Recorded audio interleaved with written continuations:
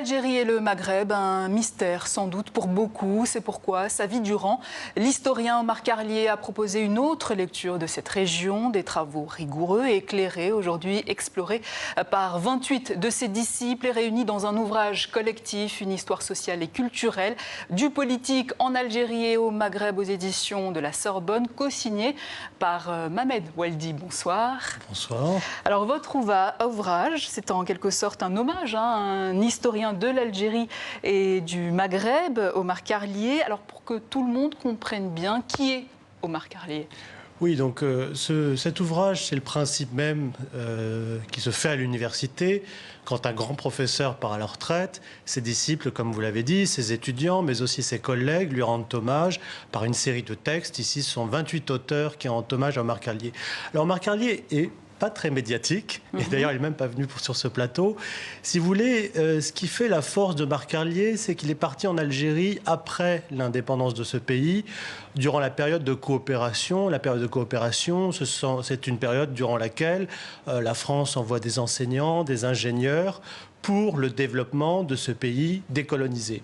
Donc Omar Carlier, il y est à partir des années 60 jusqu'aux années 90 et il s'installe surtout dans la région d'Oran.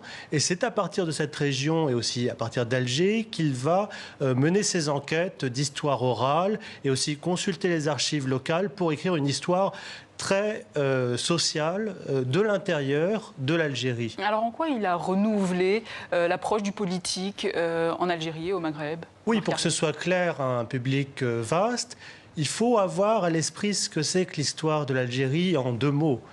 Le 19e siècle, c'est la période durant laquelle l'Algérie est colonisée. Et cette colonisation par la France est extrêmement violente. Plus qu'un tiers de la population au moins disparaît par la brutalité de cette colonisation. Et puis, vous arrivez en 62, des décennies plus tard. En 62, l'Algérie se libère par le Front de Libération Nationale.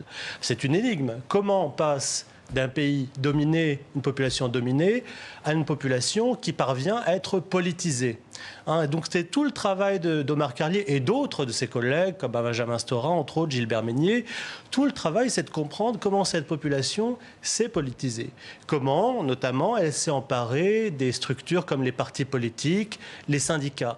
Et lui, ce qu'il a fait, c'est de comprendre cette politisation par des lieux très particuliers, comme le café, par exemple. Le cinéma aussi. Oui, le kawa. Ouais, c'est ça, exactement, le café. Devenu kawé. Oui, c'est ça, parce qu'il y avait le café turc. C'est une vieille tradition, puisque l'Algérie était une partie de l'Empire ottoman, de l'Empire turc. Et alors, il a essayé d'enquêter sur ces lieux où on se sociabilise, comme on dit, où on prend la parole, où on apprend à être ensemble. Donc ça, c'est un des premiers apports d'Omar Carlier. Et aussi, c'est un des premiers historiens qui s'est intéressé à la formation d'une jeunesse algérienne, c'est-à-dire d'une génération qui prend position, qui aussi défie ses parents et qui dit moi je vais me politiser et moi je vais lutter pour ce pays. Alors on le rappelle, c'est un travail d'universitaire, de chercheur, d'historien. Faut avouer quand même que c'est pas très évident à lire. On se demande du coup à qui s'adresse cet ouvrage. Oui, alors à qui s'adressent les universitaires de manière plus générale.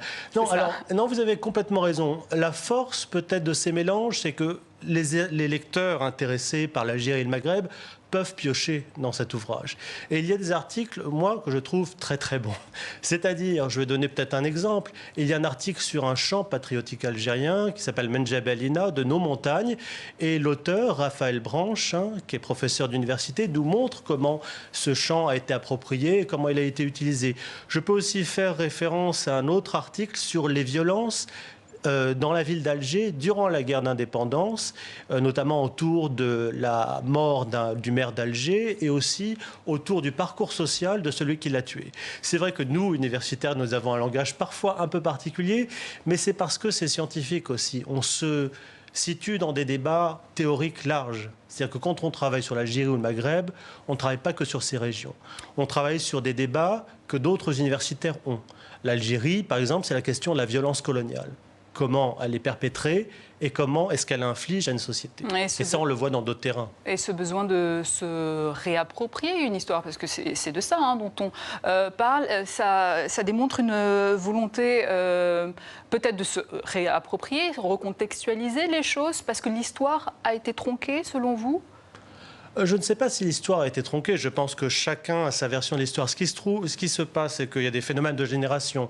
Juste après l'indépendance de l'Algérie, de la Tunisie et du Maroc, il y a des historiens qui souhaitent écrire une histoire nationale de ces pays, qui essaient de comprendre comment ces pays se sont libérés de cette colonisation.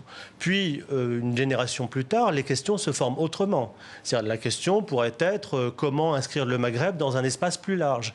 Ce qui a donné de la force à l'histoire du Maghreb ces dernières années, c'est que les historiens de la France ont essayé de comprendre la France dans un large empire. C'est-à-dire, ce qui se passait en Algérie avait des effets sur ce qui se passait en France, et ce qui se passait en Algérie avait des effets sur d'autres parties de l'Empire français, l'Empire colonial français. Donc je ne pense pas qu'elle est tronquée, je ne pense pas qu'on tronque l'histoire, sauf s'il y a une version officielle. Mais en tout cas, les historiens universitaires débattent, et ils ont des approches différentes selon leur sensibilité. Est-ce que derrière le travail de l'historien, du coup, il y a une recherche de réconciliation face à ce colonisateur français ?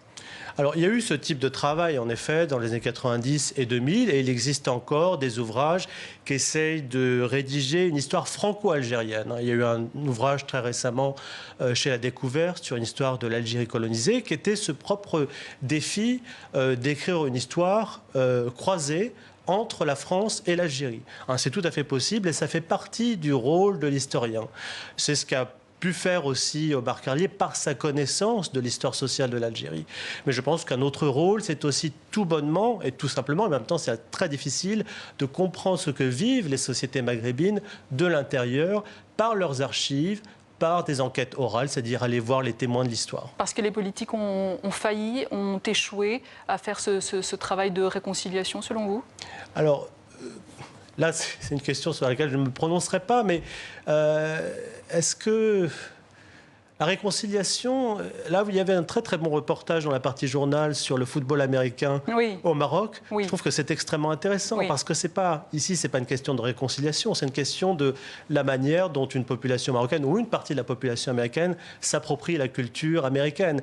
Et en fait, on peut imposer ce qu'on veut, mais ce sont les populations qui, elles, choisissent. Ahmed Oueldi, je voulais vous faire réagir sur ces propos d'Omar Carlier. C'était lors d'un colloque sur le printemps arabe entre révolution et contre-révolution. Écoutez.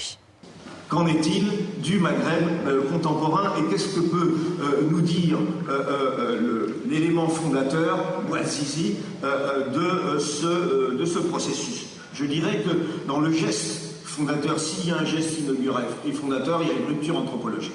Voilà un jeune diplômé chômeur qui retourne contre lui-même dans sa protestation contre l'État, la violence sur lui-même.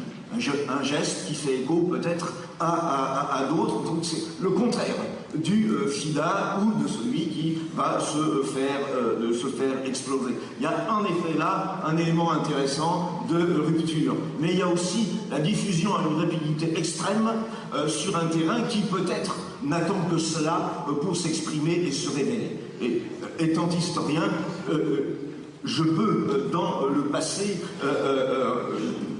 à l'échelle du siècle, évoquer d'autres mouvements d'interaction fortes qui vont parcourir l'ensemble du monde arabe et musulman, ou pour le dire autrement, du monde islamo-méditerranéen, ottoman et post-ottoman. Voilà Omar Carlier sur le geste de Mohamed Bouazizi, ce vendeur de rue tunisien qui s'est immolé à Sidi Bouzid en 2010, un suicide qui donnait le départ de ce que l'on a appelé le printemps arabe. Omar Carlier qui évoque donc les possibilités d'interprétation de ce geste. Vous en pensez quoi ? C'est-à-dire, dans sa manière d'interpréter, on voit à l'œuvre ce qu'il a professé, ce qu'il a enseigné, c'est-à-dire l'histoire, ce n'est pas simplement de l'histoire. L'histoire, c'est on peut utiliser aussi une autre discipline qui est l'anthropologie, c'est-à-dire qu'on étudie les rites, on étudie aussi les manières dont les gens agissent, et là, en fait, il étudie la violence. Et sa connaissance de la violence est importante puisqu'il s'est intéressé à la guerre d'Algérie, il s'est intéressé à la colonisation, il a connu la guerre qui s'est produite dans l'Algérie des années 90. Donc quand il réfléchit à la violence, je crois qu'il a tout à fait ça à l'esprit. Et je ne peux être que d'accord avec lui sur cette idée qu'il faut aller dans les profondeurs de l'histoire maghrébine. La colonisation est un événement extrêmement important, traumatique, violent, mais l'histoire du Maghreb est plus ample que cela encore. Et c'est aussi l'art, la culture, le débat de société entre intellectuels en Égypte, en Tunisie, au croisement des cultures savantes et populaires, l'art des autodidactes également, comme l'artiste algérienne Baya qui suscitait l'intérêt des personnalités comme l'épouse de l'ancien président Vincent Auriol ou l'écrivain Albert Camus. C'est ça aussi l'Algérie d'après la Seconde Guerre mondiale? Oui, tout à fait. Alors c'est très bien cette référence à l'artiste Baya, c'est un très bel article dans ces mélanges. Il y a aussi un très bel article sur les vêtements que portaient les paysans dans l'Algérie coloniale. Et ça aussi, on n'a pas prêté attention énormément à ces gens de peu, à ces gens modestes. Donc cet ouvrage, et s'il peut être utile à des jeunes étudiants ou à des lecteurs qui sont intéressés par ces régions, ouvre toutes les perspectives que les historiens essayent de tisser aujourd'hui. Alors on parcourt le livre et à un moment on tombe sur un texte à propos de l'Afrique francophone, l'Afrique française même, les mouvements pour la souveraineté en comparaison avec l'Afrique anglophone. Mais il se trouve que ce texte est en anglais.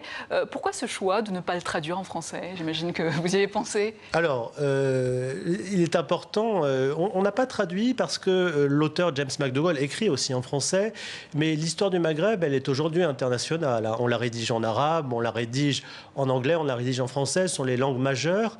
Et il est important aussi de montrer que Marc Carlier a une influence au-delà de la France métropolitaine, non seulement au Maghreb, mais aussi on a un auteur allemand, un auteur anglais, et James McDougall enseigne à Oxford. Cela montre l'influence et le rayonnement d'un enseignant, certes qui n'apparaît pas beaucoup dans les médias, mais qui travaille beaucoup. Mohamed Weldi, merci. Je rappelle votre livre que vous avez co-signé avec Morgane Coriou, une histoire sociale et culturelle du politique en Algérie et au Maghreb aux éditions de la Sorbonne. Je rappelle aussi que vous êtes maître de conférence à l'université de Princeton.